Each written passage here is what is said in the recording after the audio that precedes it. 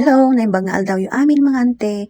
Magandang araw sa ating lahat. Umaga na nandito si Bantay na nangungulit. Kapag tinatawag ko ang kanyang pangalan, tumataas ang kanyang dalawang tainga. Sinasabay pati buntot niya na may tantalizing eyes pa. Akala mo makukuha mo ka dyan, charot. Ang akala niya kasi kapag tinawag ko, bibigyan ko ng food. Kaya ganun na lang kung magpakitang gilas sa akin. Sa tanghali naman, dalawa lang kami ng bunso ko na kumakain.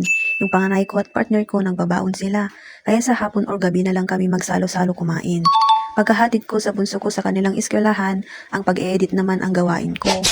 Tahimik ang buong paligid, walang mga bata, kaya maayos ako makapag-edit ng mga video at gumawa ng script. Sa gabi, puyat ako sa pakipag-engage. Sa umaga naman, busy sa gawaing bahay.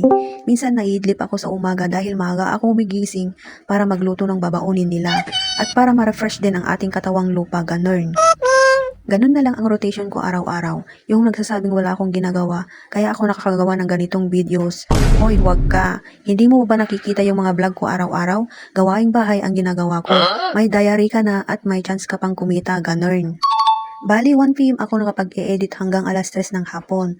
Pagdating kasi ng alas 3 ng oras na yon, ayan yung time na ako'y magluluto na.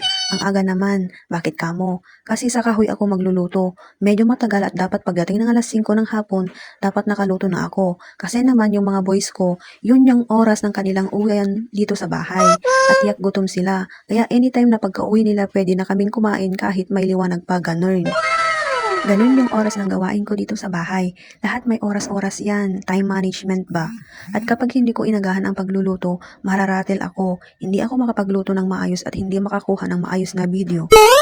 Ayaw ko yung aligaga kang nagluluto at minsan din yung part na gawain mo as a partner ang magmasahe. Ito talaga yung pinakaayaw ko. Pagod daw kaya naman minsan nagre-request ng magmasahe. Minsan mag-iinarte na lang ako na masakit yung kamay ko or masakit ang ulo ko or minsan naggagalit-galitan na lang ako. Naawa din ako minsan kapag kita mo talaga sa mukha niya na pagod na pagod. Bumili lang pala ako ng 1 kilong karne ng baboy kaninang umaga.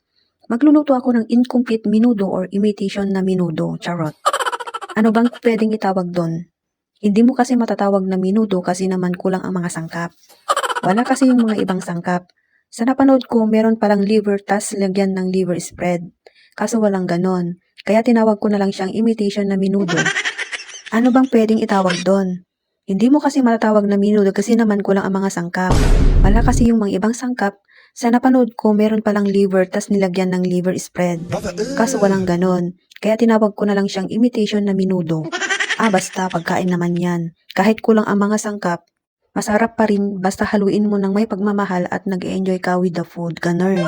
Bago ako magluluto, magpapakain muna ako ng mga alagang baboy dahil naririnig ko yung hiyawan nila. Pinainit-init ko muna ang mahiwagang palayok, charot. Naglagay lang ako ng a little bit na manteka, dyan ko muna lulutuin yung sangkap na patatas, karot at hotdog. Pinagsama-sama ko na para isa handang maluto at halu-haluin ng bonggang-bongga. Lulutuin lang ng 1 minuto at kapag medyo luto na, haanguin na natin at ilalagay natin sa bowl. Mamaya ko ito isasahog kapag luto na ang karne. Diyan na lang ako naggisa ng bawang at sibuyas, halu-haluin hanggang lumabas ang aroma nila. Tsaka ko ilalagay ang minarinig ko kanina na karne. Inalo-halo ko hanggang makikita mo talaga na medyo mag-iba ang kulay ng karne. I-rest muna natin ang pagkahalo-halo at baka mahilo, charot. Halu-haluin natin ulit bago maglalagay ng tubig. Ito yung magsisilbing sabaw niya or magluluto sa karne. Tatakpan muna natin siya para maluto ng mabuti ang karne. Hayaan muna natin siyang maluto. Pagkalipas ng ilang mga minuto, naglagay na ako na ng tomato sauce. Tsaka ko siya hinalo-halo. 1 tomato sauce lang pala ang nilagay ko, yung maliit na pakete, kaya medyo malabnaw. Naglagay din ako ng konting asukal. Walang sukat kaya pakiramdaman ko na lang ang paglalagay ng mga ibang sangkap. Hinalo-halo ko at dinagdagan ko ng soy sauce para magkakulay. Parang ikaw makulay ang buhay kapag may inspirasyon ka sa mahal mo sa buhay, charot. Nilagay ko na rin ang green peas at hinalo-halo ko ulit. Tama ng halo-halo baka mamaya mahilo. Kapag okay na, nilagay ko na rin ang patatas, karot at hotdog. Iyan yung niluto ko kanina bago ko sinuhog mga auntie. Halu-haluin na natin hanggang mawala yung ibang sauce niya at para maluto na rin yung huling sangkap na nilagay ko kanina. Dahil half cook lang ang pagkakaluto niya. Yan na ang finished product mga ante. Okay na yan, lasang minudo pa rin kahit walang liver or liver spread mga ante. Ano pang hinihintay natin? Let's eat na. Thanks for watching. See you on my next video. Bye!